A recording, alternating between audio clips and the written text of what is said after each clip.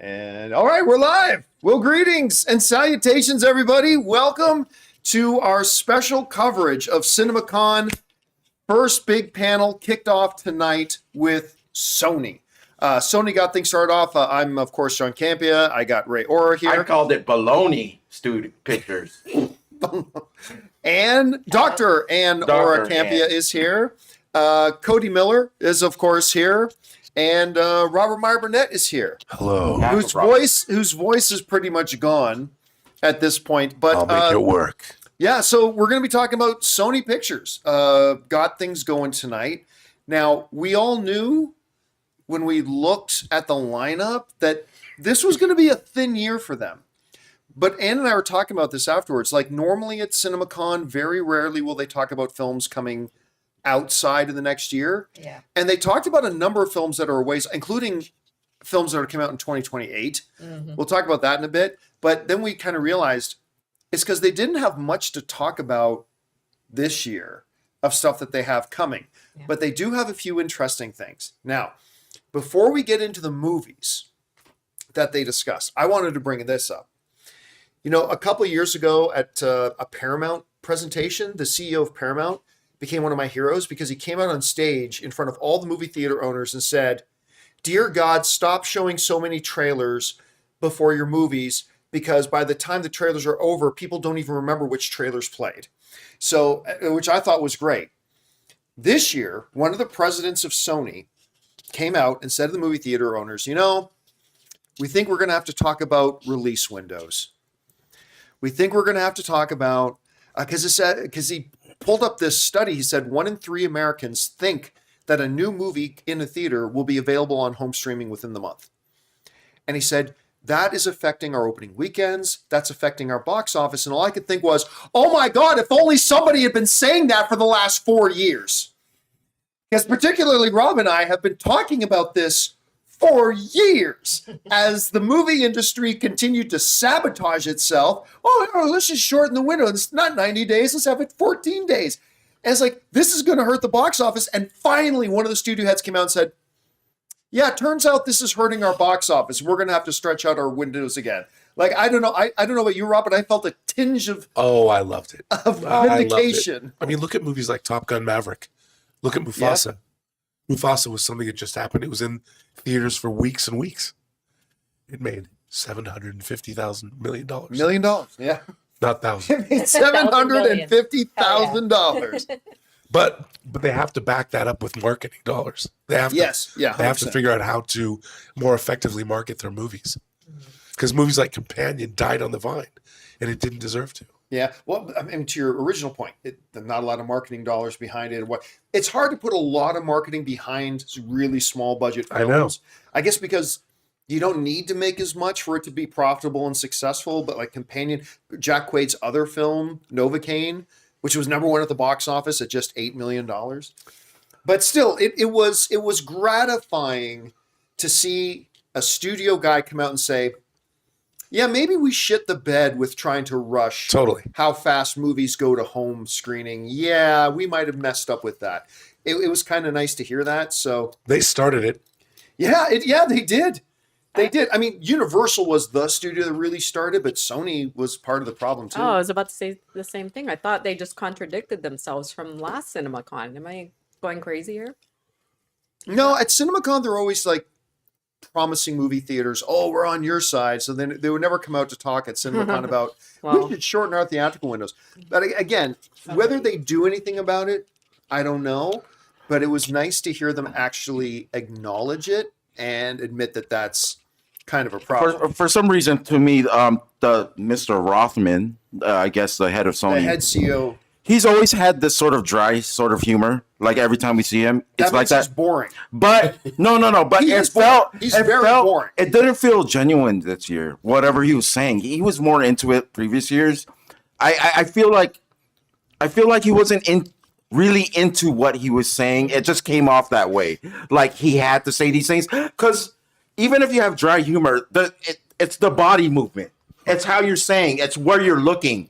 He looked, even though he wasn't reading cards. You could just, for me, you could just hear, like, does he even believe in what he's saying? I believe what he was saying, I believe in what he was saying, but did he believe in what he was saying? He's not a good presenter. He felt unsure. It feels like he everything he said I agree with. It's just it feels like he doesn't have a plan. He's not fun. He doesn't have a plan. He doesn't have a plan. No, he's got a plan. At the end, he said, "We got to figure it out." Yeah. And that's no plan. That's like he's still working through what's gonna be effective for the movie theaters, which is, I think, a dilemma for everybody that's involved. I think no one knows an answer because you have to test these things in order to see what makes the profit, right? You can't just say, "Hey, this is going to work." Let's not rush ahead of ourselves and Right. get to the final thing that they talked about, Right. which you're getting a little bit ahead of He yourself. did want to remind you he used to run Fox by his Avatar mentions. Yes, many Don't times. forget. Well, that's the thing about Roth. Look, it's. I don't want to take away from how good of a studio head he is, just because he is a terrible on-stage presenter, and he is a terrible on-stage presenter. But whatever. So let's get into the movies.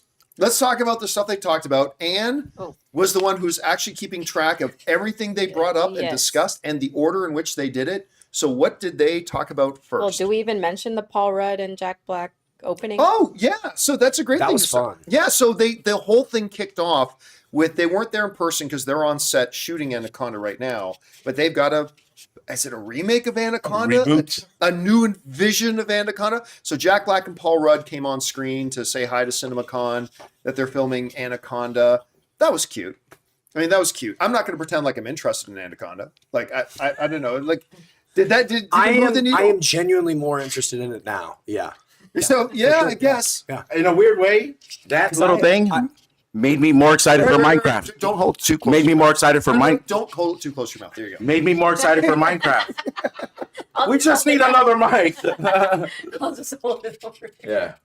Yeah, It made me more excited for Minecraft. So when they film these things in advance, knowing that it's going to go be played in front of a giant audience, sometimes when you see those things, it doesn't feel like there's really a whole lot of passion. Like they're doing it because they've been told to do it because they kind of have to. This one, they actually put a little work into it. The way it was edited, yeah. it was quite rehearsed. funny. It was good. And they have great chemistry and they're fun. Yeah, credit to those and they two guys. seemed like they were enjoying themselves. And so, yeah, I am actually more excited about this movie now. Yeah, you know what? I'll actually agree. I think that not a lot more, but it did move the needle for me at least a little bit. So, and then What movie are we talking about? Anaconda. It was a real movie. Yes, it was a real movie. All a joke. Dude, I like the fact that they used Sir Mix-a-Lots. Well, I was going to that bring was that. So awesome. it went from Paul Rudd and Jack Black on screen to, ladies and gentlemen, head of Sony, Tom Rothman, who then walked out on stage to, I like big butts and I cannot lie. Because he says in the song, "My Anaconda don't want none unless you got buns." Well, speaking of butts, something's in my butt tonight because I'm tired of that song. Someone say Anaconda in another song, please. Because that is always the Anaconda song.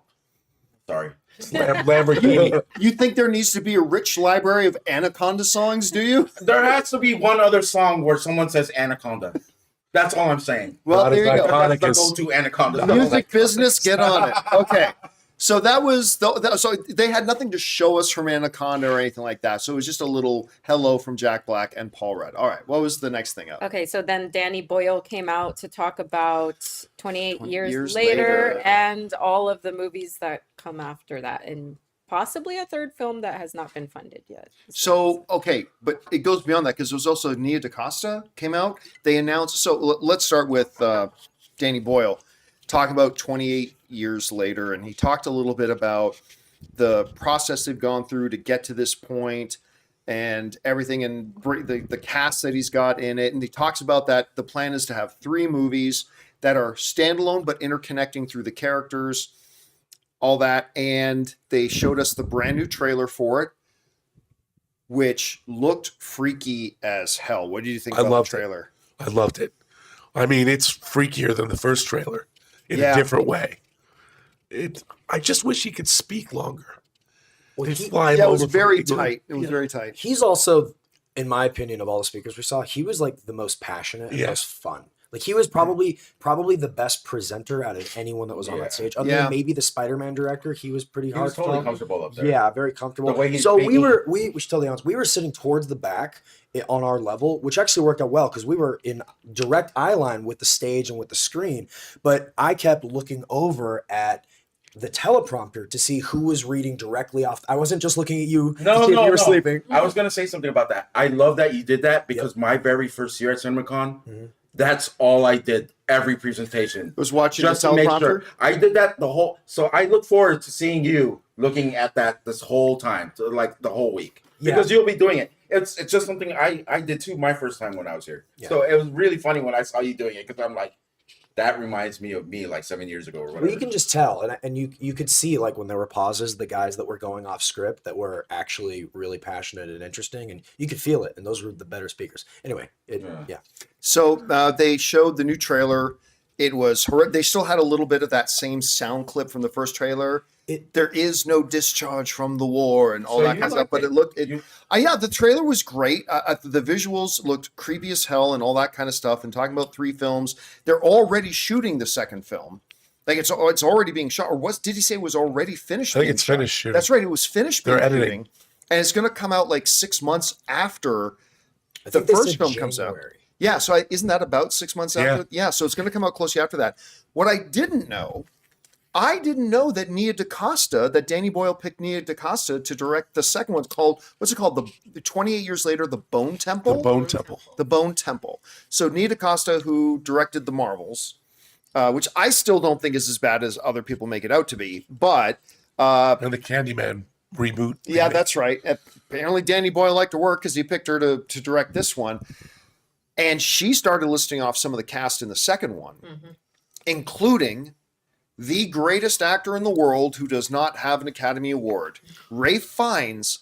And she's like, you've never seen Ralph like this. And they brought up a picture of Ralph Fiennes shirtless like a madman and ripped. Voldemort had never looked more terrifying. How old is he? I just realized he played Voldemort. He looked great. He looked so, and he was So like, good. "Rah!" Like this is madman. It's like, holy crap, you're right. I have never seen Ralph Fiennes looking like that. You know what's so funny about me realizing he played Voldemort is when I first saw that picture, I leaned over to you guys. I said, He looks like Voldemort. I quote, he should play Voldemort. Oh my. Oh my gosh. And you guys didn't catch it. I just realized, wait a second. You shouldn't admit that. You shouldn't admit that. If people like the first 28 Years Later trailer, I feel like you're really going to like this. Oh, I thought this was better in every it was, way. It Yeah, was yeah. a little bit of everything from the first trailer, but everything was dialed up. They gave it more. It was more. I thought it was scary. The trailers didn't do too much for me, but the premise of it actually is interesting. An island left with these zombies, right? And if you go in, you're stuck, right? Is that they're all on this island, right? I think that's just their survivor community, and they've got if you play StarCraft, you know the importance of setting up choke points, and like the whole island has this one path that's a protective choke point, but every once in a while somebody's got to go out for supplies. And that's where Ricky Tikki Tacky comes in. With a kid, just them kids. Aaron Taylor Crazy to me. Aaron Taylor Johnson, who goes out, and again, it looked thrilling. Like I can't wait. I'm getting really. I was not that excited for the movie before, but I am now. He did drop a little spoiler. He's saving Cillian Murphy. His appearance, because didn't he say something? He's like, Yeah, he said Cillian Murphy's in it, yeah. but it's closer to the end. Yeah. So don't expect to go in this and see Cillian Murphy starring in 28 Years Later, but apparently he'll show up closer, which makes me wonder if he'll be featured a little bit more in Bone Temple and maybe the third film. Probably. That would make sense. Interesting is the third, when he mentioned the third film. That's interesting to me too. Yeah, so they got 3, but they have to, you know what? I'm going to say this. It may sound weird that they've shot the first one, they've already shot the second one, they're coming out, but they have not agreed to greenlight and finance the third one yet. It actually makes sense, because if these first 2 flop, then you don't want to, at least they've committed to the first 2. So now he said, and I like the way he said, it's going to be up to you guys, the movie theater owners. Do what you can to make this thing a success, because we got to get the funding to make the third. Yeah. For some reason, I think Netflix will buy it anyways. Netflix will buy it anyways. They don't want it to go to Netflix. Yeah, It feels like something, I will take it. Yeah, they won't want this thing to go to Netflix. So anyway, that was, any other thoughts on 28 Years Later? Just excitement. Yeah, a lot of excitement. All right, what was the next thing they talked right. about? I'm excited for this one. Spider-Verse. Phil Lord came out. Okay, so people wondered. I mean, listen, when I made the thumbnail for tonight's video, I decided to put Miles Morales on it, because I just had a feeling that even though Spider-Verse Beyond the Spider-Verse is not coming out this year, I felt like it's been delayed so much, and Sony really doesn't have a lot to talk about this year. I thought they were going to come out and give an explanation. And we talked about that last night. I said, there's a chance they're going to do that. And they did. Phil Lord came out with the 2 directors of Beyond the Spider-Verse, and they gave us a release date, 2027. Yeah, that hurt me a little 2027. bit. Like, not 2025, not 2026. It's not coming out till 2027. Mm-hmm. And they gave the reason of, we really want to make sure we get this right. It's like, it doesn't take you 5 years to get a movie right, but whatever. So coming up, but they did say that we're doing all brand new animation techniques. And you saw it. Yeah, well, we'll get to that. Yeah. But he said we're going to be attempting some things that's never been done in animation before and all this kind of stuff. And then they showed us just a brief little clip, which was kind of a mixture of footage from the previous 2 movies and then some very rough stuff like Miles fighting Miles. Mm-hmm. And but it looked awesome. Which looked so good. And the evil Miles, the Mirror Universe Miles, he looks so good. In his Prowler outfit and stuff like that, it looked really good. And it wasn't just photos. I mean, they showed us some footage. It was just a little bit. The movie's not coming out for 2.5 years. It was maybe 10 seconds of new stuff, maybe, but it was awesome. Yeah, I was thinking maybe 15 seconds. It was about a minute long clip. A lot of callbacks in there. A lot of but they were reflected. They were reflected on the new animation style that they're going for, which was crazy. Like the wall. Yeah. The wall. Let's say there's a wall and Miles' dad is talking. That wall is nothing like we've seen before. Like just the way it was stenciled in, and I'm not sure that's the way it's going to be in the movie, though. I think that was for the flashback kind of stuff. Like the building exploding. I thought that was really cool because of the way it broke apart. Mm-hmm. Like it looked like a chalk thing. Do you think that was rough? That was rough, or that's something? No, I think it was just presentation for this as like part of the flash, but it is going to be really interesting. He also made a point to say that it will pick up immediately after the conclusion of that, and that is great. To me is like I was assuming, but like you just never really know. Now we know. Like the next film in however many years when it comes out, it will pick up immediately after. Yeah, so right where Across the Spider-Verse ended, he said that's where this movie picks up, and the basic idea of it is that Miles is still throughout the movie. He is the number 1 most wanted for all the Spider-Men. And everybody's out to get him, and only Gwen and his circle of friends are trying to help him succeed in saving his family. And I guess that's really what Beyond the Spider-Verse is really going to be about, is him saving. And then Spot is still going to be a major player. That's one of the things that I gathered from the footage, that Spot is going to continue to be a major player. And look, you guys know how I feel about the Spider-Verse movies. I think they're two... No, not two of. I think they are the 2 best Spider-Man movies ever made. I think Into the Spider-Verse and Beyond the Spider-Verse are the 2 best Spider-Man films ever made. A couple of my favorite animated films of all time. I just think they're absolutely brilliant, and I cannot wait for this 3rd one. And what did you think about the footage we saw there? Oh, I'm such a fangirl for this franchise. So the fact that they're extending the release date to 2027 it's just one of those things where it's shitty. It's so good, and you want it shitty now. But at the same time, my question to both John and Rob, because you guys have made movies before, is like, is there respect coming from you guys at the fact that they want to take their time and make this better, or is this an excuse for something else that's going on? It's 2 things can be true at the same time. But there is definitely other things that have been causing the delays as well, that we've talked about it too. Yeah, the work conditions that they had to go through and explain, I think that has a part of it. They want to give these people, working on a film like this could make some animators go crazy. I can imagine. It could be very stressful. The less stressed they are, I think the better the product. I don't think that was their motivation. I think they just got caught with bad working conditions and they had to reset, go back. I think there was a story rewrite too at one point. I think they went back to the drawing board on the story at one point, and that delayed things a whole bunch. But animated films, it's not unusual. These people still. It's not unusual for Pixar movies to take 5 years to make. Yeah, because they really work them. But unlike a Pixar film, they actually announced that Spider-Man Beyond the Spider-Verse was coming out. It was either originally late 2024, wasn't it? That was And then they said mistake. 2025, and then that got pulled, and they said it's going to be delayed a bit, and then we were speculating 2026, but now it's coming out summer of 2027. I'm excited. I'm super stoked for it. I loved what I saw. It's just kind of shitty. We're gonna have to wait another 2.5 years for it, but it is what it is. All right.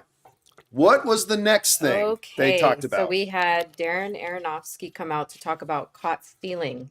He gave us a first look, and it's August 29th, I think is the date. Yeah. So this is a film that I know a little bit about, and I've had very little interest in it. Although, I mean, it's Darren Aronofsky, Austin Butler, Lenny Kravitz's daughter. Zoe. So, okay, great. Oh, and Matt Smith. Yeah. Liev Who Schreiber. looks Matt Smith. Kingpin. Vincent D'Onofrio's in it, right? A ton of names. So, but still, I read the quick one paragraph synopsis, and it didn't sound all that interesting. I think somebody brought up the question yesterday about what do you think is going to be has the potential to really move the needle for you. I think Caught Stealing might be it for me. Like I had zero expectation of this, and Darren Aronofsky comes out on stage. And he explains it's kind of a love letter to New York in the 90s and his hometown, and like the memories of growing up there and all that kind of stuff. The trailer is great. And Liev Schreiber and Vincent D'Onofrio as these two Hasidic like Jewish rabbis who are also Quentin Tarantino-esque characters that are going around with Tommy guns and shooting up people. Uzis. With Uzis. The best shot of the trailer is like they're going around killing those people, but then they get Austin Butler's like, you Jewish kid? And then they bring them to their mother's house and they're sitting there eating with the matzo ball soup. And Vincent D'Onofrio just with the soup. Like just taking that long slurp of the spoon. Brilliant. Guys, the name of the movie is Caught Stealing.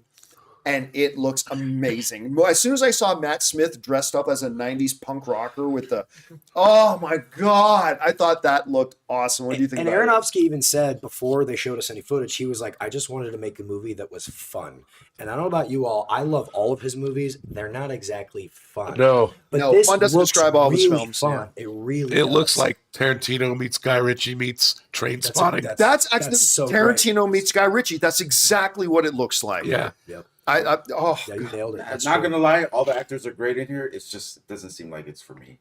It's just so. I'll give it a shot maybe, but I need to see a little bit more. But I'm really happy you guys found something in it because I think the way Matt Smith, just the way he looked in it, I just made it crack me up. I was just like, that is he looks so fun. That's my Prince right there. My Prince Damon right there. That's right. He's Damon. Yeah, but it doesn't seem like it's for me, but I'm really happy that you guys liked it because a lot of people would say, what's the movie called again? It's called Caught Stealing. And it looks amazing. There is a upcoming movie we're going to talk about when it comes up that is okay. Yeah, we'll get to that. We'll get to that though. So anyway, I thought it looked wonderful, and Zoe Kravitz looks like she's going to be baller in it. Yeah. And who was the one playing the cop there? Was Regina Hall? Was that Regina Hall? I think so. Yeah. Yeah. Like there's this thing where she's like a cop and she's questioning Austin Butler, and that was funny. And it doesn't look like, to your point, Cody, it doesn't look like another Aronofsky film that I've seen before. No, not at all. And apparently he's been trying to get this movie made for like a decade or something like that. And he wasn't able to get the rights, and then he was finally able to get the rights and all that kind of stuff. And he said he didn't know who was going to get to play the main character until he met Austin Butler while he was on tour promoting Elvis. That was a cool story. Yeah. And he was like, that's when I knew he's our main guy. He's our guy. So anyway, again, the movie's called Caught Stealing. And when does it come out again? Did they say? I think it's August 29th. All right, so it's coming out in the summer. Keep your guys' eyes open. The trailer looks great. Don't kill me if I got the dates wrong because I was writing in the dark. So. Okay. All right. What's next? All right. So this one was a little weird. It was Resident Evil, which we got no footage of, and it was a little weird to me, that one. It was quick. It was quick. There was nothing really noteworthy about it. It's like, ladies and gentlemen, the director of Barbarian and Weapon. That's right, which is very intriguing. And that guy is one of the great screenwriters working in Hollywood today. He's amazing. And it's like, why would they have him come out to promote that? Yeah. They literally had him walk out on stage. weird. They brought up on the screen Resident Evil, and he talked about how great the Resident Evil games are for about 20 seconds. And he said, "I'm looking forward to bringing you this movie." And that was And, it. and that was it. And then he walked off stage. And what was the point of that? We're going to hear a lot from him Yeah. at the Warner Brothers presentation. I actually Oh, turned. yes, we are. I actually turned to Rob and said, "Was he talking about a new video game?" I had no idea what happened right there. It was so Weird. fast. We no footage, just a logo, same sort of logo, but But Anne said, like, show a concept drawing. Yeah. Anything. That was really weird. Like, what was the point of taking up that 1 minute slot just to have the guy, "Hey, here's our director. Hi, everybody. I'm making this movie. Bye." And then he So- turned around and walked off So stage. he's here for another studio Yes. as well. So they were probably like, well, Weapons. okay.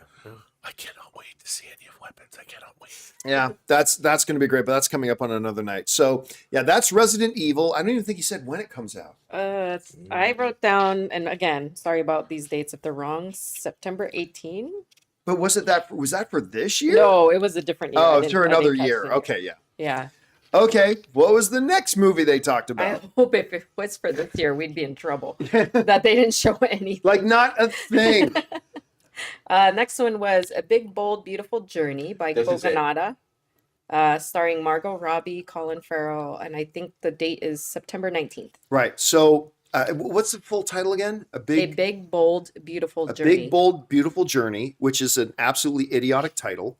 I think it might be based. I don't. Was it based Gotta on be a book. It's based on a book by Kaizu. I can never pronounce his last name. Okay, so there's precedent there for the name. So I thought it was about but you got Margot Robbie and Colin Farrell.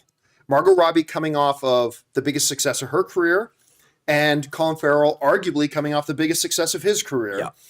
And two of the most beautiful creatures walking the face of the earth, and you put them in kind of a romance movie where they're going to fall in love. Great. To me, this has a dash of Princess Bride with a dash of Sleepless in Seattle and a little sprinkling of Stardust, and I hated it. Really? Really? Really? I know I'm the Wow. only one in the group. I group. I was bored to tears by it. I got emotional. I know because I got emotional too. I was almost crying. as soon as the Well, presentation he ended, has no heart. Cody got up and like turned to me and goes, "That big, bold, beautiful journey, that's like the best thing that they saw." I didn't want to say anything because I thought I'd save it for now, but it's like, I honestly found it dreadfully boring. Listen, there have been plenty of trailers that have come up that I thought were bad, and then I ended up loving the movie. Across the Spider-Verse, or not Across the Spider, but Into the Spider-Verse is a good example of that. And obviously I love it. I have a lot of faith that the movie's going to be good. I didn't like the trailer, but you loved it. I loved it. I mean, I just love the idea of walking through memories with loved ones. Yes. And that hit me really hard. Yeah. And this is, Ray and I talked about this on the stream yesterday. We were most excited about a film that we didn't know anything about, maybe never even heard of. I had never even heard of this movie. And immediately, like you said, I was like, wow. Yeah, me too. And I think These people aren't even my favorite actors or actresses, and it's not my type of movie. It's not my type of movie, but just the self-reflection part of it about it, totally. about looking back at your life as we get older, it hit me. Dude, I'm getting goosebumps right now, dude. And what did you think about it? I thought it was a beautiful trailer. I knew you weren't gonna like it. Yeah. How did I know that? You know what? It was as soon as they cut to a part where it got a little too artsy, and I'm like, Did get a little I artsy. think Yeah. now John doesn't like this anymore. But I think as long as they can tell the story really well, and it's not just flashbacks of memories, there's like a underlying like thread of why they're going through this journey together, then I'm sold. But it's hard to tell from the first trailer. Yeah, I think maybe once I get a bigger picture idea about what's going on, because okay, wait a sec. So a magical car is talking to Colin Farrell, and the doorways from Monster Inc. have made it into the real world and is teleporting them through their past. I mean, maybe once I'm able to wrap my head around the grander concept of the film. I hate to let this out, but me, Rob, and Cody, we've gone and had a couple drinks. We've been And bonding. we very much expose ourselves, like the parts of ourselves. I don't want to know. No, I'm talking about. Don't Not like that. I'm talking about. Not like No, that. I didn't mean that no. words. But we've talked about our previous relationships, and this movie, that part where he sees them in the stairwell. I thought about you two. You're right. That's a great point. We did have some heart-to-hearts today. That is true. So that may have affected our emotion levels. But also, this feels like a movie that could be very difficult to market because of the subject matter. And I gotta say, the fact that I had this reaction and it looks this good to me means that I have even more confidence that it's going to actually be good. Yeah, I think so too. Especially to attract that talent. Yeah, I mean, it is the biggest of the big, right? And they've made a point to point out this is Margot Robbie's first film since doing Barbie. Yeah. So it's going to be. It looks like she's kind of adopting the George Clooney "one for them, one for me" kind of mentality. Because this isn't. I'm going to go out on a limb. I don't think this is going to make Barbie money. I'm just going to take a wild shot in the dark that I don't think this movie's going to make Barbie money. But again, listen, it's 4-1 here. So again, the title of the film. A Big, Bold, Beautiful Journey. Which you got? Come on, you got it. It's not a good title. It's not a good right? title. Not a good title. Okay. All right. It's trying to be like that everywhere, everything, trying to get on that long, like weird. Yeah, sort of doesn't work. Doesn't work for that one. All right. Dr. Ann, what is next? Goat. Okay. Blasphemy. Listen. Okay. So an animated film coming out. Also, it doesn't come out till February 2026. So. Right. But which is between now and the next CinemaCon. So that's in their window. So here's the thing. So it's an animated film about a goat who is a little goat, and everybody tells him you can't play ball because you're too little. And he's going to prove, and it's produced by Stephen Curry. And so the director is out on stage talking about it. And then they pulled, I don't think he did it on purpose. No, I don't think he did it on purpose. But like the way he announced, he goes, and now guys, it's influenced by the true goat himself. He's the producer of this film. He came up with the idea for this film. Ladies and gentlemen, please welcome Steph Curry. And you could feel the excitement in the room. I gave the biggest cheer. That was the loudest I cheered. Yeah. I thought I was going to see Steph Curry in person. Like at least be in the same room with him. He's one of the best right now. I wanted to be in the same room with him. So, and then the room went dark, and Steph Curry comes off screen. Hey, CinemaCon, I can't be there. Clearly, he's playing in the middle of an NBA season right now. I get that. Have you ever heard, in all our years at CinemaCon, the biggest gut punch from a crowd? The whole audience, you could hear when it was like, oh yeah. When it was like, because they made, again, I don't think he did it on. He just teed it up wrong. But he made it seem like he was actually there. Because everybody else who throws to somebody on screen, they go, hey, so-and-so can't be here right now, but he wanted to make sure he could send you a message, right? But we actually thought Steph Curry was going to come out on stage. And they didn't. Okay, let's say they pull that shenanigans, right? At least have that. He's playing in the NBA. I get it. He's playing in the NBA. He asked, you could go live on a live feed and say exactly what he said, which would have meant more to me that he was live. You know what I mean? If they're going to, because I felt, as soon as they did that, I almost walked out of the room. Don't yell. I'm sorry. As soon as I did that, I almost walked out of the room. I was like, shenanigans. I have a question. You can't do it live. The more important thing, other than the poor tee up in the presentation, is if this wasn't a Steph Curry thing, would we care about this movie? No. I thought the animation looked cool. The animation looked cool. The concept art of it looks good. And listen, the way the director described the film, this little goat who had a dream. Look, we all love underdog stories. Little goat has a dream told by everybody. He's too small to play big ball, right? And he's going to go out and prove the world wrong. I mean, it's a great setup for an, and the character design is great. I'm looking forward to seeing it. I'm just still not over that Steph Curry didn't come walking out on stage, because they really made us feel like he was about to walk out on stage yesterday. Yeah. So, and they won by like 40 yesterday. He would have had to fly in. Yeah. So anyway. They could have made it. I have a feeling. But yeah, it looks interesting. It looks great. Again, not coming out until February, but keep your guys' eyes open. Goat, I do think it looks pretty good, and it could be kind of fun. Okay. All right. What was the next project they talked about? So they went into this whole section of anime. films. Oh yes. So the head of that branch of Sony comes out, and he talked a little bit about. He was the same guy who talked about the fact that we need better theatrical windows, which was good. But he started talking about that. We need to appeal to all different audiences. He says that's why we're getting more into anime. And he said we've got 3 theatrical releases coming. One of them is Demon Slayer. And I couldn't possibly tell you the name of the other 2. Chainsaw Man. Chainsaw Man. And then the other one, it's I've never. Is he related to One Punch Man? No. Scarlet. Scarlet was the name. If I would chime in, Scarlet is directed, and you're gonna have to forgive me. I don't know his name, but he's a wonderful animator that made 2 previous films that I love: Summer Wars and The Girl Who Skipped Through Time. They're both great. I've never heard of them, but I believe you. They're probably good movies. But then they did this really interesting thing where it's like, and this was smart because they knew the theater owners are probably a little bit like anime stuff. So as a part of announcing the next Demon Slayer movie, they played this like 45-second like montage clip of fans around the world going crazy for Demon Slayer, like the long lines, the conventions, the cosplay, to really hype up the movie theater owners of, hey, we're bringing this movie to your theaters.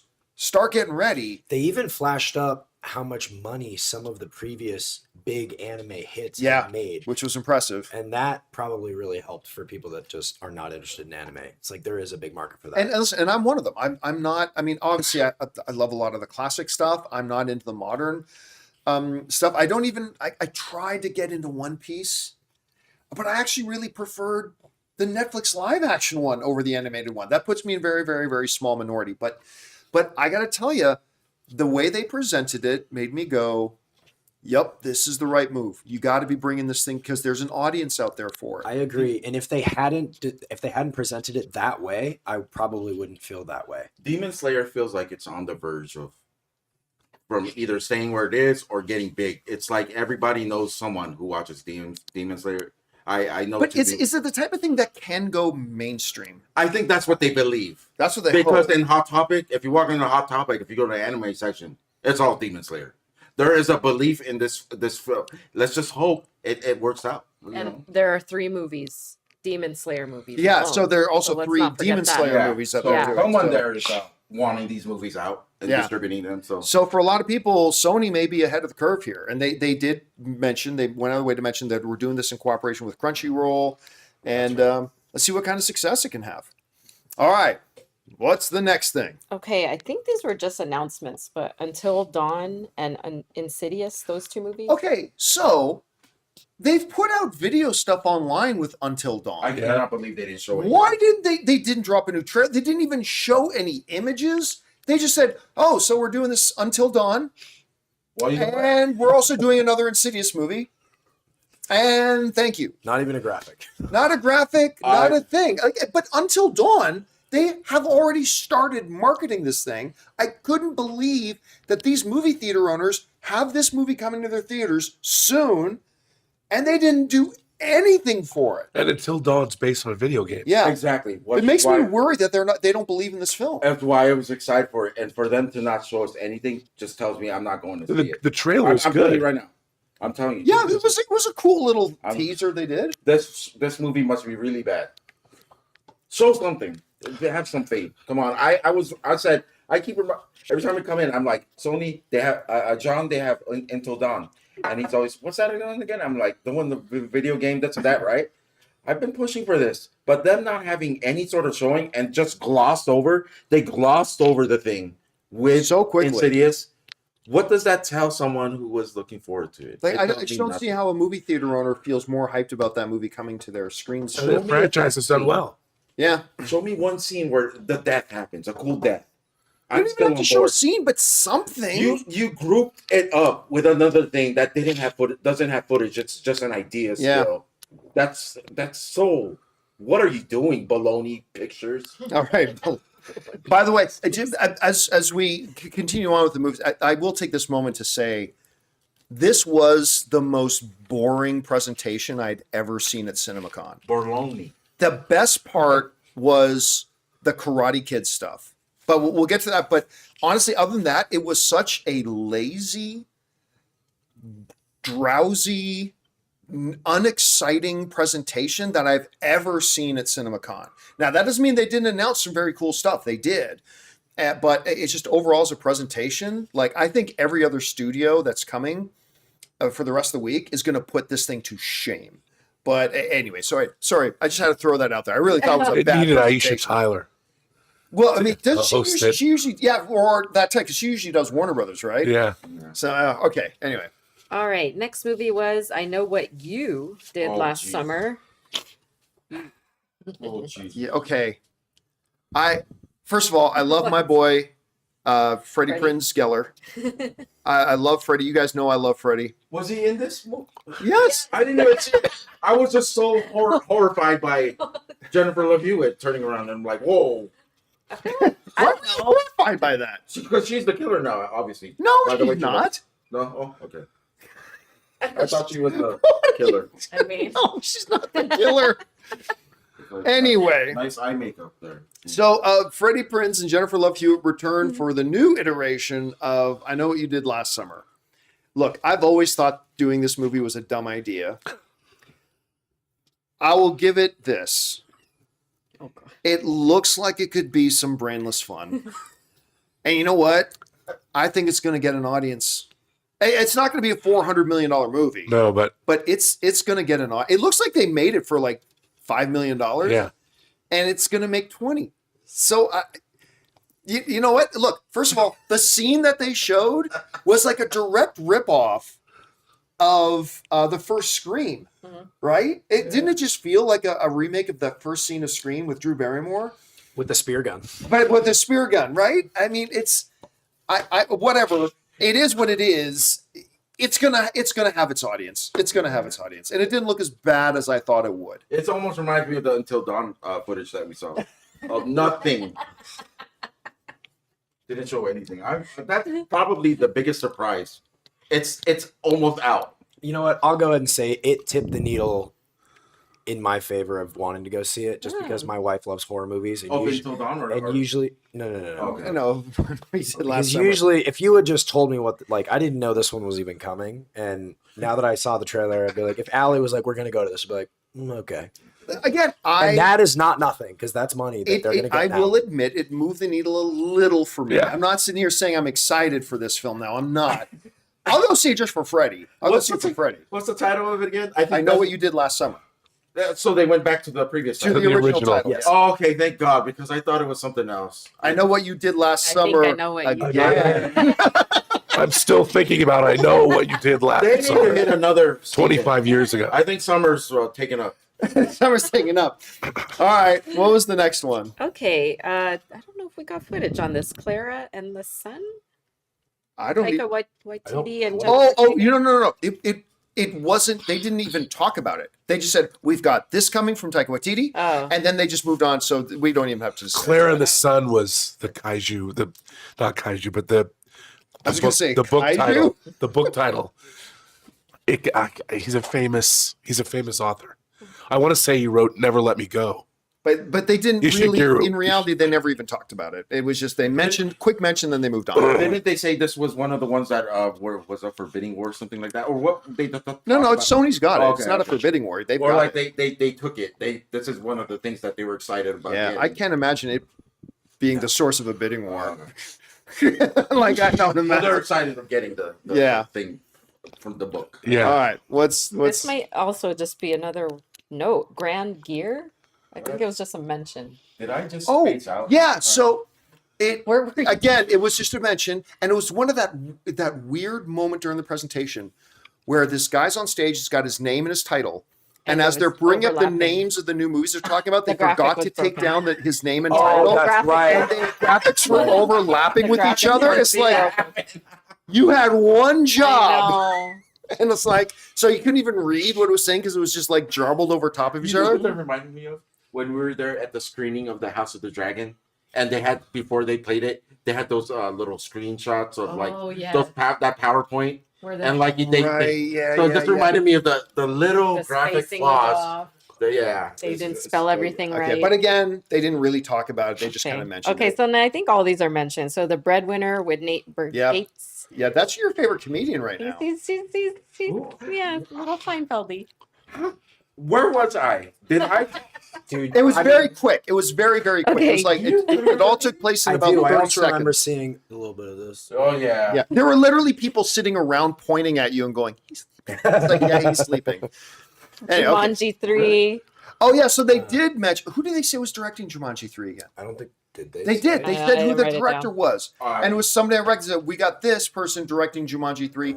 I think they said it's coming out Christmas 2026.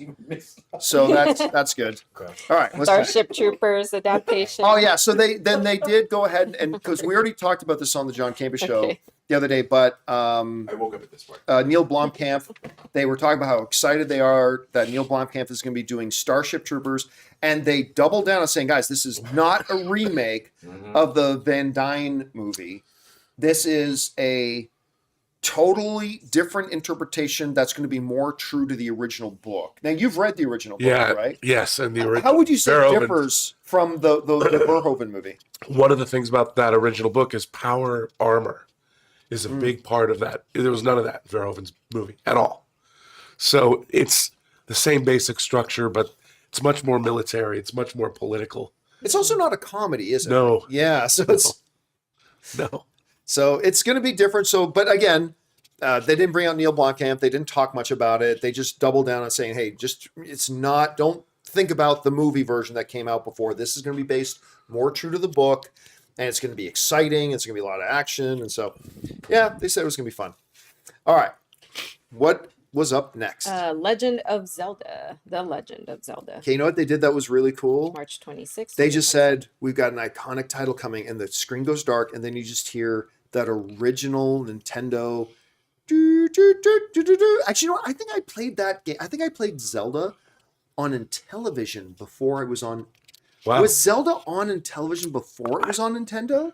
I don't remember that. I Maybe. thought it was. Okay, I could be wrong about that, Don't ever but they admit that. just played that music. They brought up the is it called the Triforce? Is that what they have to come up? And then you hear do do do like the old 8-bit music. And everybody knew what it was, and they got Yeah. excited. Oh yeah, Before the Yeah, full yeah, yeah. Zelda came up, everyone. Yeah, it was really You fun. could feel like that was a moment where you could feel the energy rise. I don't expect that music to be used in the real actual. Yeah, because Oh that, no. that would make the tone very different from what I'm thinking it's going to be. You'll hear a symphonic version of it. But they talked about, Wes Ball, who just did the Planet of the Apes movie, which, by the way, not my favorite Planet of the Apes movie, but I thought a very good Planet of the Apes Me movie. too. And if you can manage that world as a director, I think Wes Ball's going to do great stuff with Hyrule. I think he can do a really good job with it. Again, big key thing is going to be, and we can relitigate it here, who plays Link? That's going to be like I think one of the popular ones that we came up with, or that a lot of people are saying, is Percy Jackson, Oh shoot! Oh, What's the that the new kid- Percy Jackson. the kid from the Adam Project That's with exactly Ryan Reynolds. who I was thinking. Yeah. Yeah, I keep Ryan forgetting something the, no, Walker stop. Scoble. Yeah.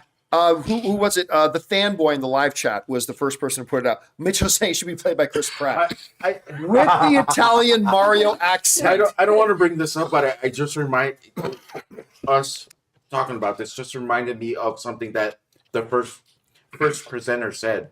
Who is it? Danny Boyle. Remember, he opened with Aaron Taylor Johnson, who could be the next Bond. That's Yeah. right. Oh, I okay, but let's get to that. We're talking about Zelda right now. but it's just because we're doing the casting thing, Yes. so it just reminded me of I that. feel like we need a leash on Ray. Sometimes, like, stay on the sidewalk. We're Stay on talking about target. Zelda right now. Well, because I We want to all remember it forgot later. I mean, But yeah, we'll go back to that. We'll go back to that though. But I am glad you remember because I totally forgot about that. So, like, maybe a Walker, or do they go older with a Timothy Chalamet, or do they go with, I don't know, Joseph Quinn is in everything apparently now. Yeah. We'll talk about that a little bit more I think later. if they were even close to casting, they would have had that there, right? So it's Not like necessarily. How old is the character in the game? Do we know? 500 years old, There's depending no on how age? long he's been in his. Depends on which game you're looking at and Oh. talking about. Could be I anybody, don't know. I mean, he looks young, but you could do whatever you want in the movie, I suppose. But so that did, you're right. You could feel the energy in the auditorium when they brought up Zelda. People are excited about that. And it's 2026, right? Yeah. So it's actually soon. Pretty close, right? Oh, 27. Oh, Okay. Very early. That's Okay. right. All right. So what was up next? Karate Kids Legends. Okay. The best job that Sony did in this really pathetic presentation was the Karate Kid stuff. And look, talking about things that move the needle, I'm not sure why they're doing more Karate Kid. I don't think Cobra Kai is all that good. But I'm one of the only people on the planet that thinks that, so that's fine. So, but I thought, okay, interesting idea. You're going to merge the two worlds with the Jackie Chan version and the Ralph Macchio version. So they, first of all, it's the only bit of showmanship they did the entire thing. The lights went out, and this like 60-member karate team comes out with the giant drums, Taiko drums. It's cool. And they're doing that as they do this big choreographed action, and these girls dressed in garb come down with these lanterns and stuff like that. And it was pretty cool. And then they brought out Ralph Macchio with the kid who plays Ben Wang, who is a fucking star. Yeah, this kid, and I'm cursing because it deserves to be cursed. This kid is a fucking star. Yeah, he's just standing on stage. So comfortable. I mean, he's way better than Tom Rothman. Like Tom Rothman should have got this kid to run the panel because this kid, he felt like he just owned the stage. His timing was so. He was like the most professional presenter there, and Ralph Macchio made a point to point out that this kid Ben Wang, he does all of his own fighting and all of his own stunts. And did you following in the footsteps of Jackie Chan, which is like crazy. And tell me, you guys caught that part in the trailer where he did the most highest twisting kick I've ever seen. Oh yeah. And I was like, and the comedic stuff he did with Ralph Macchio on stage in front of hundreds of people, thousands of people. This kid is a fucking star, man. I'm already in love with this kid. Yeah. Like this guy's gonna be something. No, he was to good. be reckoned with. And then what they did, Horror Ooze is way too late to the stream. He starts saying, talk about what, I know what you did last summer. You're about 10 minutes too late. We already did that. So they showed 2 full scenes, including Jackie Chan and the kid fighting in a kitchen, which looked bonkers. I can't wait to see that. And then the scene where Jackie Chan goes and finds Ralph Macchio. And then they played the new trailer. And I said the presentation that moved the needle for me most was Caught Stealing. But second most is Karate Kids Legends.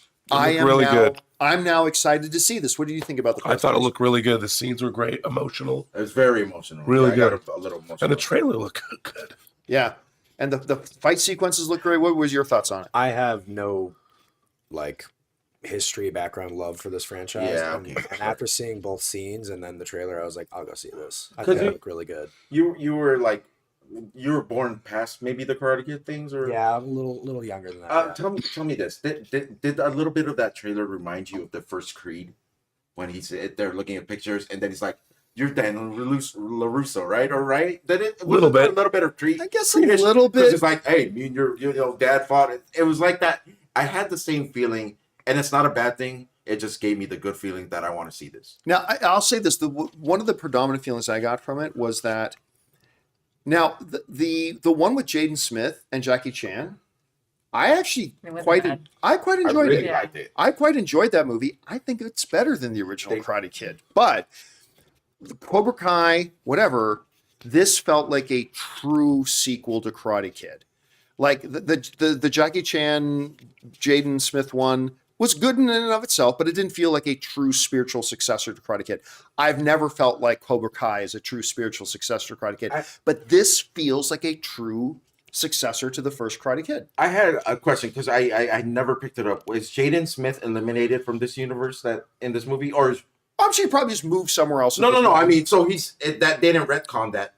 I don't think they're right. I mean, all we saw was 2 minutes of footage. I don't know for sure. So that's my big question: if he still exists, he probably does. Yeah, he probably does. But again, I thought it looked really good. What did you think about it? Yeah, I thought it answered a lot of questions around like what the tie-in between the characters was, like why Daniel was back in the picture, and I thought they did a really good job of that scene where Jackie Chan's character comes to Daniel LaRusso's house to like introduce himself. I thought that was exactly what I had a question mark around that they answered in this presentation. I also like the line when he says, "I don't want my grandson to learn karate. I want him to learn Miyagi karate." Yeah. And that can only come from you. And I thought that was really cool. It was great. Who plays the mom again? I just realized I have the biggest crush on the mom. Oh, is it? It was Agents of Shield girl, Yeah, wasn't Marvel girl. it? When? Yeah, When? yeah. Something. Ming-Na Wen. Ming-Na Wen. Thank you. So- Yeah. What a beautiful lady. Oh, Ming-Na Wen. Are you kidding? I'm sorry. I just, Ann and I I'm now probably- dipping into the older ladies. Ann now. and I sat beside her like 3 different times at different Marvel premieres. They always sat us with Striking. They always, for whatever reason, they always sat us with the Agents of Asian Shield people? cast. Oh, Not the Asian people, not the the Agents of Shield cast, and like she's stunning. Yeah. Ming-Na Wen Remember is what I was stunning. talking about smiles earlier, Cody? That's one of them, right? Yeah, I would agree. Yeah. Yeah. All right. So that was, again, I thought it looked really good and it has moved the needle. I am now really looking forward to seeing this. I think it could be really special. All right. What was next up? Okay, coming down to the last few. Spider-Man, Brand New Day. We had Destin Daniel Creighton. Creighton coming out on stage. So somebody asked during the stream last night, hey, I know they probably won't talk about Spider-Man 4, but if they did, would it be in Disney's presentation or Sony's? And I said, well, Sony is the distributor, so it would be Sony. They talked about Spider-Man 4. They gave us the title. What's it called? New Day? Brand New Day. Oh, yeah. New Day. It's a brand new day. So breaking with tradition, taking home out of the title, but it's Spider-Man Brand New Day. And the director, I love this director. Right out of the comics. Yeah, too. Shang-Chi's director, Destin Daniel Creighton comes out on stage. And He did great. he is, first of all, He was so funny. he's so cool. He's so I casual. really like him now. Yeah. So likable, so casual. I was like, hey, everybody, so is this what you do at CinemaCon? You drink and you watch trailers? Okay. He's wearing that little old man like sweater Cardigan. too, like little cardigan. He was just. Did you bother to check if he had actual lines? Because that felt like that was all organic. Oh, I did. So that whole story he told about His his son? his child's first word being Spider-Man, all of that was totally off the cuff. That Great. was not. Yeah, because so- that felt I like was that looking was at a that. personal Yeah. Hundred story. percent. Yeah. And it was a great story. Like he said, this is a true story. My 1-year-old child's very first words were Spider-Man. Minor Man or whatever. But yeah, it came across as minor man, like, which was adorable. And then he didn't make us feel or think that Tom Holland was there, but he brought, like Steph Curry, everybody, the new Spider-Man.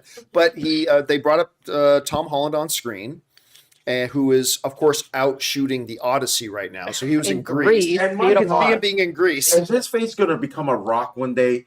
I don't know. Every time I see him, his face is just so chiseled, becomes more chiseled. It's just becoming a rock. He's gonna be one of the Stonehenge. Because he's becoming a man. He's becoming, isn't he almost 30? Isn't he in his 30s now? I don't know. Man, okay. But so that looked, so that was great. He came out, gave the title, all that kind of stuff. And he gave a little bit. Yeah, I also want to point out, like, it looked like he basically filmed that on an iPhone. Like he was. He just- did. Well, the Tom Holland thing totally did. That's the Tom Totally Holland did. way. That's the Tom Holland way, I believe. Although when he said was, now I know I always give spoilers away. I thought he's going to give some away right now, but he didn't. So I thought maybe they would. But I thought they might say something about the casting. They didn't. Again, he talked about, first of all, he goes, so they said, well, you always got to bring some. So I'm going to show a trailer, but we haven't started shooting the movie yet. So I have nothing to show you. Right. But he did talk about how they start shooting this summer and it comes out next year, 2026. July 31st. And this So script I has been passed around, right? Run through by Tom Holland and Zendaya. Like, is that what's been going on, right? Zendaya gets no say in the Well, script. didn't they read it? Didn't they read it together? Like one of our stories was Zendaya and Tom Holland okayed the script that was given because there was a script. I'm not. That was gonna not say- one of our stories. No. I will look it up and I will prove everyone wrong because Okay. I remember this. But that's no, not there going- was a story where Tom Holland was talking about the script and talking about that it's getting there, but the script has been locked for a while now, and it sounds like they're ready to go.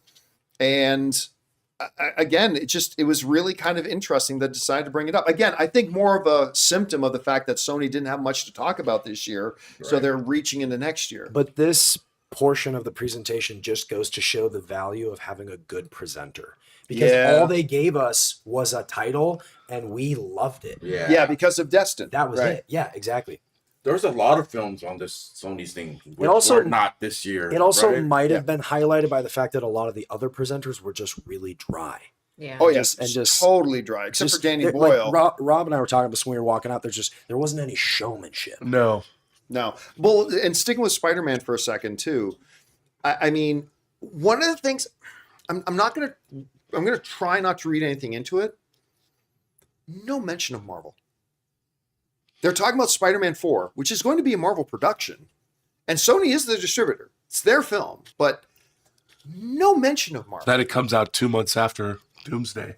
Yeah, like no, not a word about not saying, like, look, it's the Sony presentation. I expect them to focus on Sony, but like something even along the lines of, our partnership with Disney has been great making these Spider-Man films, or right now, like everybody's hard at work, including our partners at Marvel, or something. But not a peep. Just Tom Rothman saying, "I'm really excited about my Spider-Man movie." Like so. I don't know. Again, I just thought that was kind of interesting. They're still just so far away. And Sony seem unprepared themselves. I don't think they would have anything prepared to mention another studio. This whole thing was the Spider-Man thing was just way Disney. They'll leave it to Disney to tie it in. Yeah. Do you think Disney will talk about Spider-Man 4, even though they're not the distributor? They're going to say how it's going to work with the Doomsday and Secret Wars. Yeah, probably. All right, so that was, again, they didn't show us anything except the logo and the name of the movie and Tom Holland saying her. So there really wasn't much to break down. Just an interesting little presentation, got the title, and so that answered the question. Were they going to talk about Spider-Man 4? And they did a little bit. All right, what was next? Well, it was the last movie to be announced. Their one last, so Tom Rothman, they thought they were done, and Tom Rothman comes out and says, to pull our Steve Jobs, we've got one more thing. And they bring out the director of 1917. And did he do... he did American Beauty, Skyfall, Spectre. Skyfall. Sam Mendes. Sir Sam Mendes. The ex-husband of Kate Winslet. I didn't know he was married to Kate Winslet. Oh. Did he do Goldeneye? No. Martin Campbell did. But he did. So Sam Mendes comes out and they talk about the Beatles movie. Now, I don't care about the Beatles. I think they're the most overrated music thing ever in history. Don't get me wrong. I don't think they're bad. Not at all. I think they're quite good. I don't know. Their music never done it for me. Somewhere Scott Mance is screaming at me through his and my dad through his phone. And your dad. Yeah, but that's just me. That's just me. But they're talking about they're doing this Beatles movie, and they're doing something really interesting. So you guys have probably heard they're doing multiple movies. 4. They're doing 4. And they're all based around mostly the same events, but told from a different perspective of Ringo, Paul, George, and John, right? Mm-hmm. And it's going to be 4 films, which, number one, doing green lighting 4 films, I don't even know that these movies are going to do all that well, but that's a side note. But here's where it got really interesting. They're going to release all 4 films at the same time. Tom Rothman called it will be the first bingeable movie series, which, listen, I'm not convinced, guys, that this is a great idea, but it's an interesting idea that they're going to put all, so I guess it won't matter what order you watch them in. So again, listen, in an industry where there's really not a lot to innovate, because it's all kind of been done now, you just try to do it better. This is like one of the first truly original, out-of-the-box ideas. It's crazy. Releasing 4 films in a franchise at the same time. I don't know if it's going to work. I have my doubts it's going to work. But man, I give them props for saying, you know what, this has never been done. Let's give it a shot. I thought that was really interesting. And we're going to talk about that. But then they did something I never expected. They announced the cast. And they said, we actually have the Beatles here, the new Beatles. They are Paul Mescal Yay. as Paul. Joseph Quinn Yay. as George, and likes that one. Then Barry Keoghan. Barry Keoghan As as Ringo, and a guy I've never heard of as who is it? Harris Dickinson, who was in the Iron Claw. That's where I know him from. What was? Oh, that was the wrestling one, Iron Claw. Yeah. Was he one of the brothers? He was one of the Von Erich. Oh he was the my David God! Von Erich. Yeah. Yeah. Okay, I knew when he came out on stage, I'm like, he looks a little familiar, but I don't know who this kid is. Yeah. So they gave us they brought the full cast, and literally they brought out these big movie stars, literally just walk on stage for 10 seconds, say a line, and do the Beatles bow, and that was it. And they're all coming out April of 2028, so still like 3 years away. 4 movies all at once. So Rob, listen, as a bit of a film historian, have you ever heard of anything like this before? Like, No. this is crazy. I mean, I know. And I mean, excuse me. I think it makes sense from a Lord of the Rings standpoint because it's all the same time era, people crossing over. So it's probably the best way to do it. But to release them all at once? 4 movies all at the same time, dropping in theaters. That's crazy. What if one doesn't do well? Yeah. Well, I mean, that's the thing. They're all coming out at the same time. On the other hand, it'll be a cultural event. Yeah. What order did you see them in? Did you go back and see them in a different order? And did the movies work differently for you? It could be a Barbenheimer thing.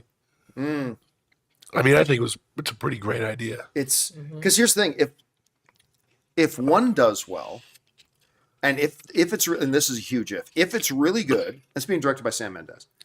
If it's really good and it's received well, that means all of them are going to do well. Because if you go to the George one and you loved it, are you not going back to the movies 2 days later to watch the Ringo one or the John one or the Paul one? Or that And he is Academy Award winning director. Yes, Mendes is a greght director. A knighted director. Do we know what the budget is? Because this to me feels like instead of an 8-hour, 8-episode HBO show, they're just making 4 movies. They're going to film it all together, amortize the costs, and then boom. Well, like a Complete Unknown was like 65 million. Yeah. Same period of time, but just in Britain. The other thing is, it's like, will they all actually be 2-hour films, or will it be closer to the night? Like, are we looking at, in total, if we're looking at all 4 movies together, because they are making them all together, are we looking at closer to 6 hours or closer to 8 or pushing 8? You know, that is a tremendous, he said it's going to be the first bingeable theatrical experience. Yeah. That is crazy. And they're going to shoot for a year. Yeah, that's it's crazy. a full for 4 movies. That's reasonable. You know what's going to be interesting? I think they're going to be able to keep the cost relatively down, because if they've got it zipped up tight, then what you're doing is you're shooting a scene for the Paul movie, and then you're going to say, okay, now let's reset this. Now we're going to shoot the same scene, but the scene that's going to be in the George movie. Yeah.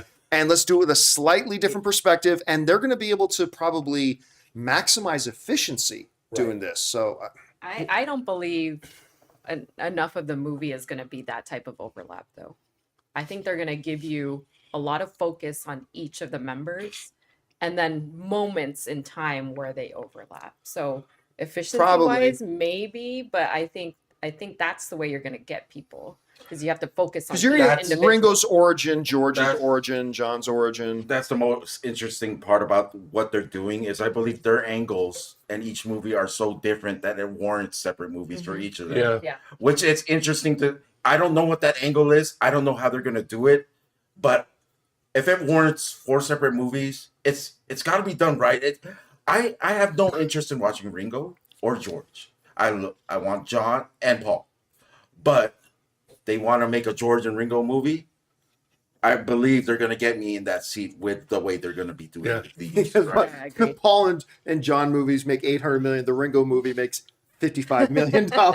Poor Ringo. Yeah, nobody cares about Ringo. Everyone's got their favorite in the band, and everyone had their favorite. But- Go ahead. Go.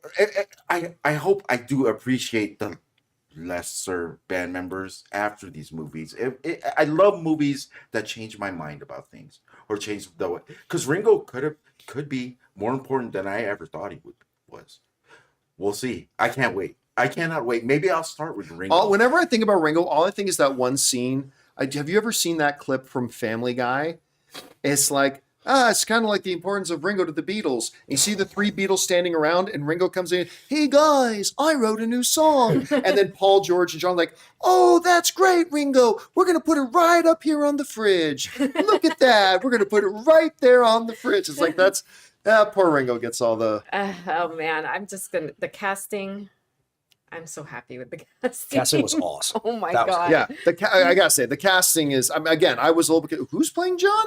But Joseph Quinn is in everything right now. Paul Mescal, obviously, I didn't love Gladiator 2, but I think he's a great actor. I just thought he was a little bit miscast, but he's a wonderful actor. And Barry Keoghan is just, They're all he's British. They're all British. fantastic. They ended it like that because they're hoping that would cover all the shit that they. Well, Barry's Irish. I don't think he's British. I think yeah, he's okay, Irish, fine. And he had that sweet leather jacket. I was like, okay. Oh, yeah. They're I'm- all dressed in black. I think this is so innovative, so break frame from anything any studio's ever done. I think it's gonna work. I really do. I agree. It's gonna be insane to see the theaters because I figure they're all gonna come out on the same day, at the same time. I have a real question though. Needs to be brought up. This is still how many years away? 3. 3 years away. Okay. Yeah. What's the likelihood that they stick to this? They're all going to come out on the same day 3 years from now. Well, okay. You know what? They gotta do it. I should point out, if I'm going to be specific, Sam Mendes said the Paul movie will come out April of 28. The George movie will come out in April of I 28. think they're staggering weeks. They Separate weeks. could be on separate weeks. Which would be He great. just said they all come out in April of 28. He didn't specify technically that they came out on the same day. I think they are going to drop them all on the same day, but they could be staggered 1 week apart. Is this their counter to new episodes like on streaming?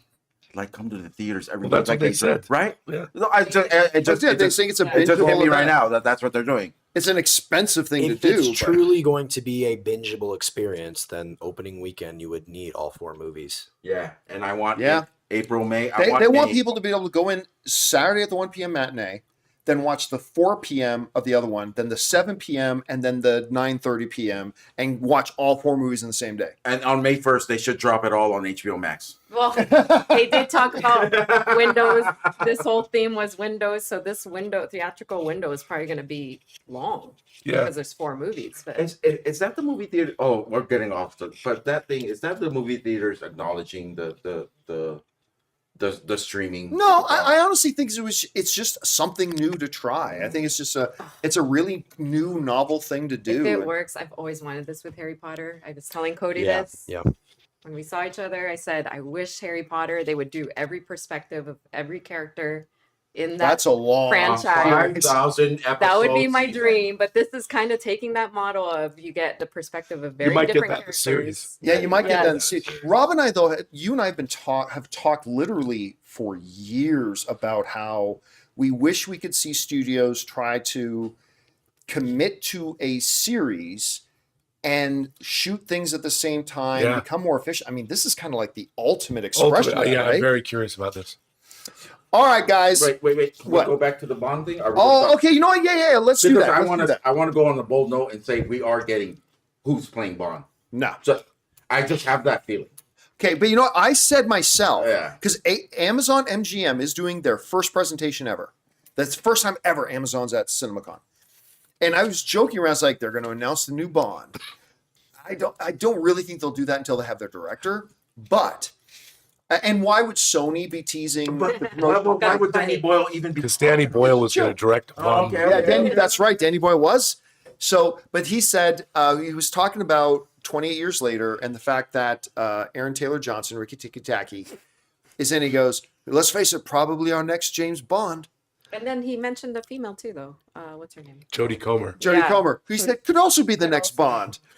And Ray Fiennes, who probably should have been Bond at That some was point. funny. Yeah. That was really And I That tapped was Rob. really I good. tapped Rob as soon as he said, I was like, we might be getting, who the Bond is in there. But I'll tell you what, if Amazon comes out on their first CinemaCon ever and they commemorate it by saying, ladies and gentlemen, your new James Bond, Henry Cavill, or That Aaron Taylor steals all the Johnson, news. or Tom Can you Hiddleston, feel or whoever.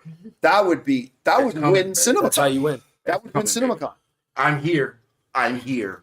What do you have for me? I'm here, right? Come on. Come on, get on. Who?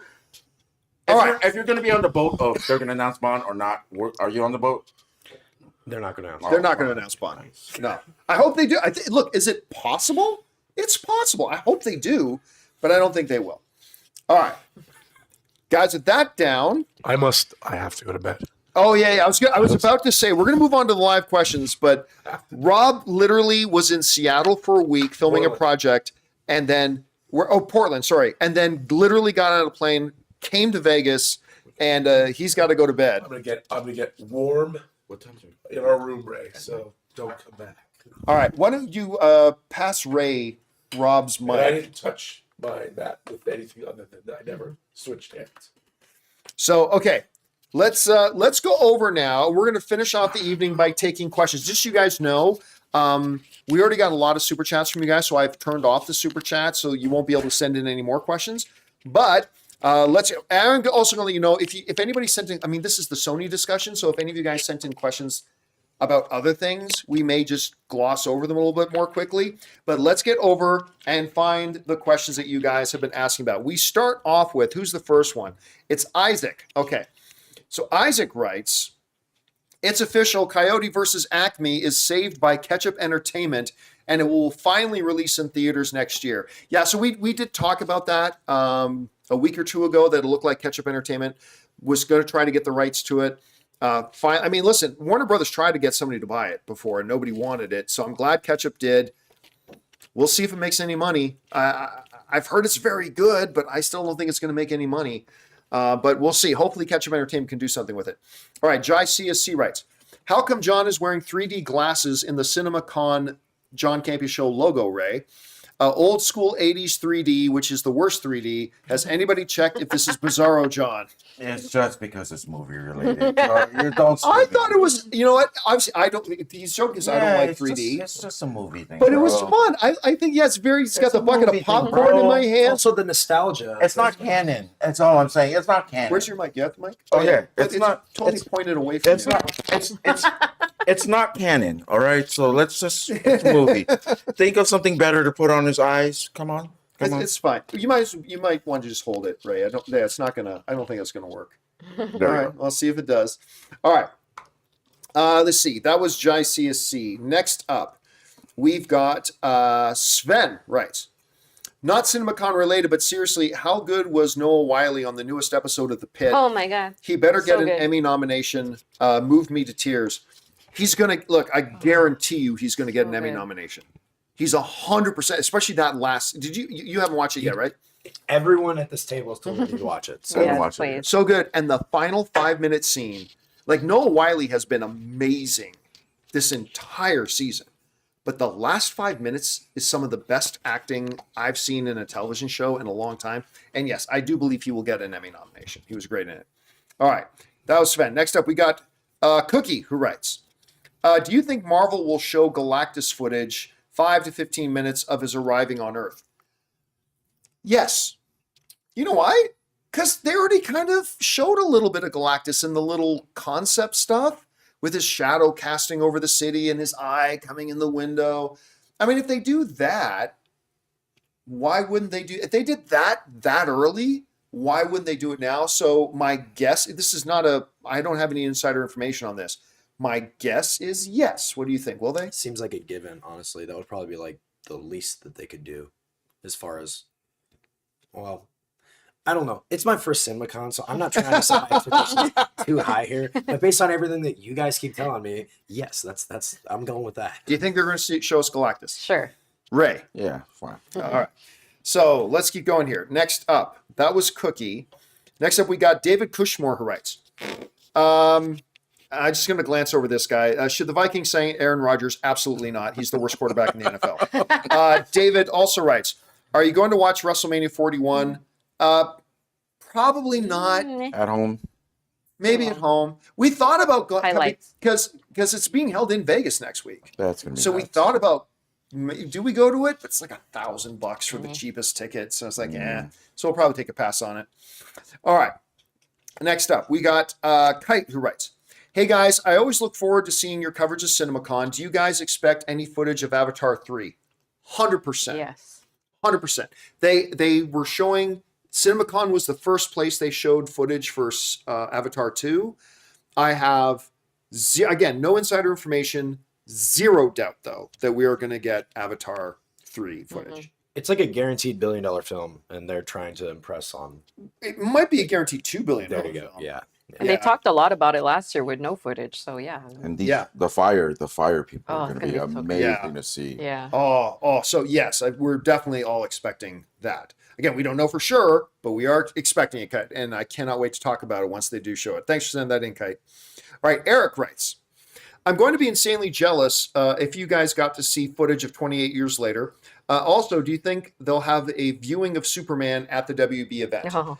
So I've been talking for months about that. I want them to do, and I think there's a chance that they'll do a Superman screening. I am not expecting it. If Warner Brothers does do a screening, and they often do, sometimes they don't, but if they do a screening, Ray was pointing out that, and I think he's right, that the most likely is either Minecraft or what was the other Sinners. one? Or Sinners. Oh, down. Yeah. You're down for Minecraft or Sinners you are don't like probably, it. Yeah, Sinners and desperately wants to see. Minecraft, Ray really wants to see. So it's if they do one, it's probably going to be one of those. One small note on 28, years later? There's a group that I was talking to, and also someone that actually went up to me, and I asked both sets what they're most excited for in the Sony. Both said, number one, 28 years later. There is a following for this movie that I might not even be aware of. Let's just see if the box office. Well, like Nia DaCosta, I think there's Nia DaCosta, the director of the second 20 Years Later movie. Even she said, when I was growing up, we had 12 DVDs, and 28 Days Later was one of them. And I watched that, and I think there's a lot of people who. And by the way, just to settle it, even Danny Boyle called them zombies. He did. I'm so sick and tired of whenever you bring it up. Are they technically zombies? No, but they're basically zombies. And so you always get these gatekeepers who are like, John, they're the infected, they're zombies. Like, they're zombies. Danny Boyle himself called them zombies. So just yeah, in your face, tormentors. Tormentors. All right. Next up, we've got Daniel Velasquez. Daniel wrote in. To correct Ray, I stayed at Flamingo in 2023 and Horseshoe last year. Anyways, I'm sorry, Daniel. If there's any Zootopia 2 footage Thursday, let me know how foxy Nick Wilde is. Oh. I'm expecting some footage for Zoolander 2. Zootopia. Well, we already have it. I can give you the whole movie. Bringing another Zoolander movie. Hey, I'm expecting Zootopia. Listen, I'm going to admit, Zootopia is not my favorite. It's lovely, John. It's lovely, John. I don't dislike it. I think it's a perfectly fine. I don't love it the way a lot of people seem to love it, but there's no denying it is popular. People love that movie. It has extremely high rewatchability for like children and families. Yeah, it was my breakout movie.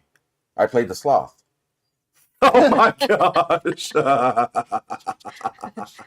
think I've gotten out of that a little bit, but I'm still a little slothy these days. All right, thanks for that, Daniel.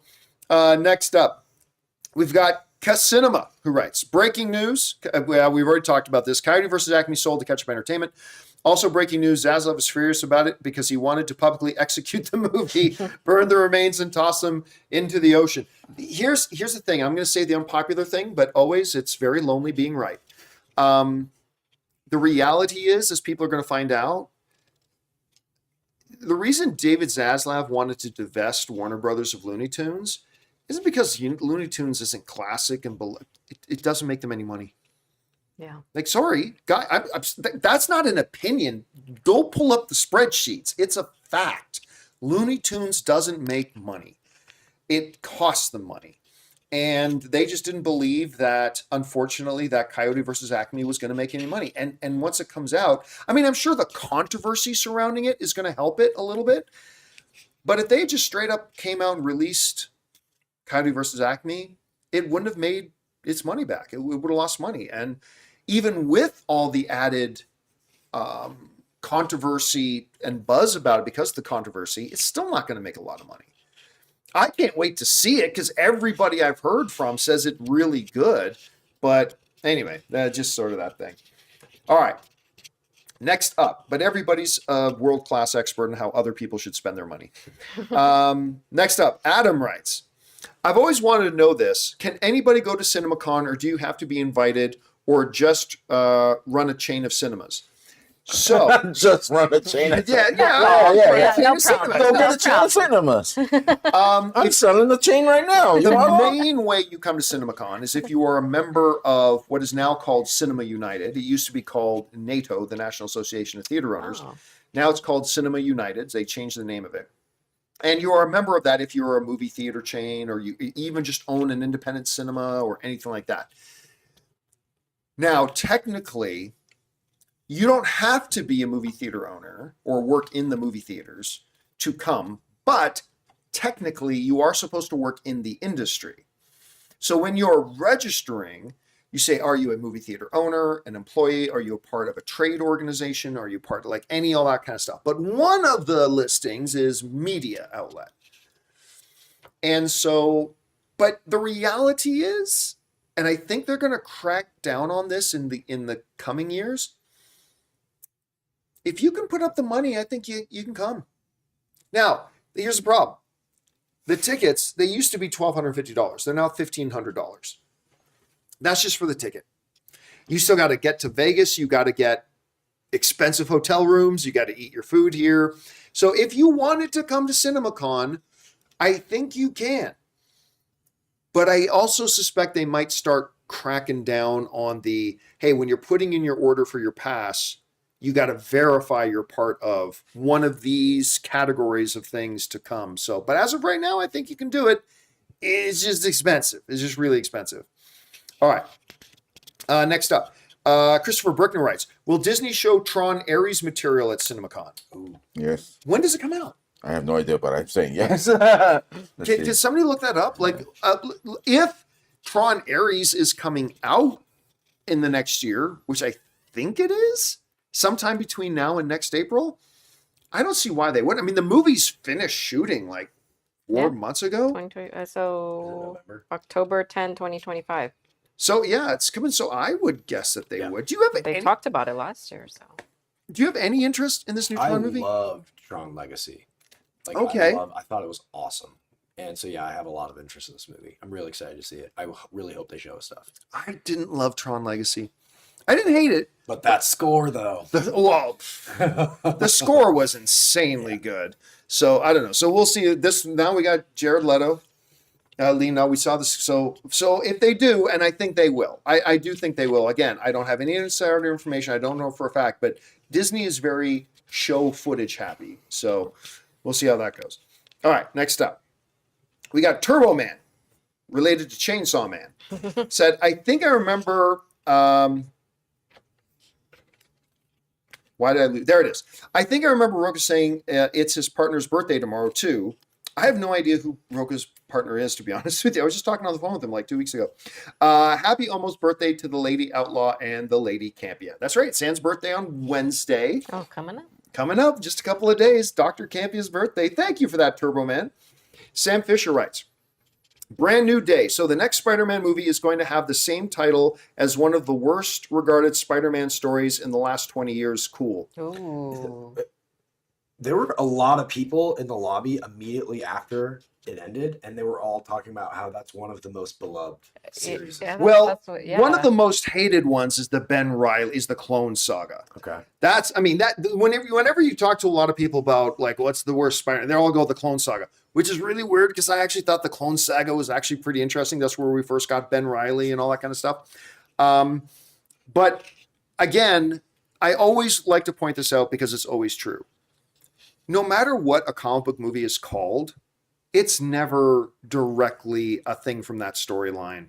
It's always roughly adapted from it. Again, just want to remind everybody that Captain America Civil War was nothing like Civil War in the comic books. Age of Ultron was nothing like the Age of Ultron story. X-Men Days of Future Past was nothing like X-Men Days of Future Past. I mean, yeah, there were certain themes that were brought over, but it was a very, very different story. So it doesn't matter if it's called the Clone Saga. If it doesn't matter if it's called Brand New Day, it doesn't matter if it's called any of it. It's just, we'll see what movie Destin is going to make. And this is the guy who did Shang-Chi, so I know he's going to do a great job. All right. Next up, that was Sam. Raymond Verada writes, Sydney Sweeney in final talks for a Gundam movie. Yep. I had that. Somebody texted me right as we were going into the Sony. Oh, no. You know who's told me? Jeremy? Jeff Schneider. Jeff. Jeff Snyder, who broke the news. Yeah, Jeff Snyder sent a thing to my phone that looked like that. And I was like, oh, that's interesting. But I was literally walking into the presentation, so I didn't have a chance to read it. So I don't believe it's going to happen. That's what's crazy to me. I hope it's true. That Legendary Pictures doing a Gundam movie is just, I think, the perfect match. If they do it. I'm surprised they wouldn't wait to see how a Voltron movie does. Because I don't know if either of them are actually going to get an. It's two different. Yeah, but you're going for the same audience. Though, yeah, right? but man, just the Gundam vehicles it's just a thing I want to see. But is there an audience for it? Yeah, maybe not. I'm not saying there's not. I'm asking, is there an audience for it? But you'll bring in an audience if you get Sydney Sweeney. I know there's some people who believe she's the most beautiful girl in the world, and I'm not saying that. There's people I talk to, and they always mention her. She could bring in fans who don't even know what Gundam is. That's how much power she could bring to a film. All right, let's keep going here. Next up, I don't think we have too many left. Al writes, do you think eventually Sony will reboot Venom? Well, I think eventually, if you put in the word eventually or the word ever, the answer is always yes. Yes, Venom will eventually be rebooted. How, when, where, not sure, but they'll definitely. He's too popular of a character. Yeah, he's very popular. Raymond Verada writes, R.I.P. to Richard Chamberlain, the OG John Blackthorne. Yeah, I heard about that. I'll be honest with you, I felt terrible about this. When I read that Richard Chamberlain died, who, of course, Shogun has been the biggest thing in the world lately. He was the original lead guy of the first miniseries that made me fall in love with the Shogun story. I felt really bad because when I read that he had died, my first thought was, I didn't know he was still alive. I don't know why. I kind of thought, because he I think he retired a long time ago. But yeah, I was very sad to hear about that. The guy was an amazing actor, just an amazing performer, and yeah, it's a real loss. All right, let's see. Trash Can writes, how confusing do you think it'll be having April Fools tomorrow? I'm dreading the CinemaCon lies. I've been thinking about that. Yeah. I've been thinking about it too. There's a lot. So who we got Lionsgate tomorrow? Yes. And Warner Brothers Yes. tomorrow? I mean, if James Gunn comes out and goes, now we're going to show you Superman, and then go, April Fools, Yeah, he's doing he it. will be dead to me. You know James he's gonna Gunn will do be it. dead to me if that happens. You know, it'd be funny if Lionsgate came out and said they've had a great year into the movies. Oh. April Fool. We are coming off of success after success of the last 12 months. Do that. That's a great April Fool's joke. Everyone will get it. I'm pretty sure everyone who's seen your movies will get completely. Honestly, I think it's too serious of a. Yeah, they won't do it. Too at serious of a CinemaCon. presentation and what they're dealing I with. could see CinemaCon doing something funny on their social media, Yeah, but not from that stage. it would just take away what they're trying to get across this year, and there's something that they're trying to get across. Also, there's a lot of people that just aren't going to know it's April Fools. Yeah. True. Yeah. Like From other Yeah. countries, yeah, there's like It's not as big of a thing anymore. Yeah. I remember like 10 years ago coming up with something creative for April Fools was always fun. But now it's like you're kind of cringy if you do anything April Because Fools. you don't know now. what is fake anymore. That's why. Yeah, it's gone to the point where it's not Yeah. even a thing to get anybody. It's Like every wow. day is April Fools now. Yeah. All right. Next up, we've got Cody Leach who writes, hope you guys are having fun. We are having fun. I'm going to have to check out CinemaCon next year. Still think they're going to screen Superman. No, not really. Like, do I still think there's a chance? I still think there's a chance. I will cry if they screen that movie. Oh. I will cry. Oh, so yeah. Save your tears, baby. Save your tears. You can save those for something other day. He hasn't posted today. But so is it possible? Yes, but again, I'm not expecting it. I think the most we'll get is we'll get a sizzle reel. You know? Yeah. They're going to show Where up it'll be footage, no clips, doubt. and we may see a character. We're like, holy crap, that character's in maybe something in Yeah. the movie, but we're not going to get like a ton of stuff. But you you know what? believe, man. But Come on. Gotta believe. it just makes you believe. more excited I to believe. go and see the movie when you haven't You're seen right. any of it. I agree with that. That's true. All right. Next up, we've got Jude Lehman, who writes, hello, John Campea crew. Bringing on the filthy late tonight, I see. Sounds like y'all are having a blast so far in Vegas. Sending love from SATX. I don't know what SATX is. San Antonio, Texas. Oh, that makes sense. San Antonio, Texas. What's her name? Jude Lehman. Jude Lehman. Lehman or. I just never mind. All right, thank you, Jude. Appreciate that, man. Next up, where are we at? We're at Sam Fisher, who writes, one of two. Demon Slayer is the perfect starter anime, in my opinion. You know what? Everybody tells me Demon Slayer is kind of advanced anime. Enough said. Really? Yeah, that's what I've heard, but I'm not the right guy to know. Anyway, Demon Slayer is the perfect starter anime, in my opinion. It's a simple story with easy to understand world building. Yes, it's tropey, but for beginners, that's a positive. And it's grounded by stellar character writing. Have you watched any Demon Slayer? Trust me, I might even go back in the room and watch the first episode. I've been on that verge for so long, especially because we have a friend, one of my friends' a wife. She always tells me to watch Demon Slayer, and it's becoming annoying to the point.